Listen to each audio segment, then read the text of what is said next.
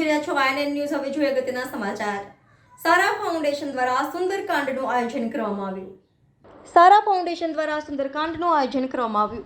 ગઈકાલે રાત્રે સનફાર્મા રોડ ખાતે દર વર્ષની જેમ આ વર્ષે પણ સારેશ્વર હનુમાનજી મંદિરના સ્થાપના દિન નિમિત્તે તેમજ હનુમાન જયંતિના ઉપક્રમે શ્રી સનતભાઈ પંડ્યાના મધુર કંઠે સુંદરકાંડ પાઠનું આયોજન કરવામાં આવ્યું હતું।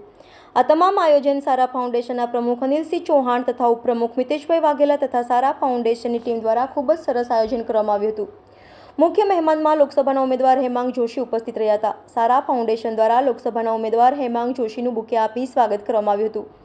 ઉપસ્થિત deputy mayor Chiragbhai Barot, councillor Umangbhai Brahmbhatt, councillor Ritaben Singh, councillor Narvirsinh Chudasama, councillor Lilaben Makwana, councillor Mahalakshmiben Shethiyar તથા મોટી સંખ્યામાં વિસ્તારના રહીશોએ સુંદરકાંડનો લાભ લીધો હતો। ત્યારબાદ સનતભાઈ પંડ્યાના મધુર કંઠે એક ગરબો પણ ગાવામાં આવ્યો હતો, જેમાં લોકસભાના ઉમેદવાર હેમાંગ જોશીએ ગરબાની રમઝટ કરી હતી।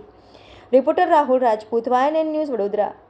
આજે સારા ફાઉન્ડેશન દ્વારા આયોજિત હનુમાન જયંતિ નિમિત્તે સુંદરકાંડના પાઠમાં આજે હાજર રહેવાનો લાવો મળ્યો। સાથે તમામ હનુમાન ભક્તો સાથે ગરબે રમવાનો અને આરતી કરવાનો પણ દિવ્ય અવસર પ્રાપ્ત થયો। તે બદલ હું સારા ફાઉન્ડેશનના અનિલસિંહ ચૌહાણ અને એમની સમગ્ર ટીમને ખૂબ ખૂબ અભિનંદન અને શુભેચ્છાઓ પાઠવું છું। એક અનોખી રીતે આજે તમે પ્રચારના અર્થે જી ચોક્કસ, આ તો એક અંગત ધાર્મિક કાર્યક્રમ હોય। અનિલસિંહ મારા મિત્ર એટલે સારા ફાઉન્ડેશનના સુંદરકાંડના પાઠમાં આવવાનું થયું। અહીંયા તો વધારેમાં વધારે મિત્રો અને શુભેચ્છકો મળ્યા હોય, સાથે મળી અને હનુમાનજીનું નામ લયું। આયોજન કરવામાં આવ્યું છે કઈ જગ્યા પર?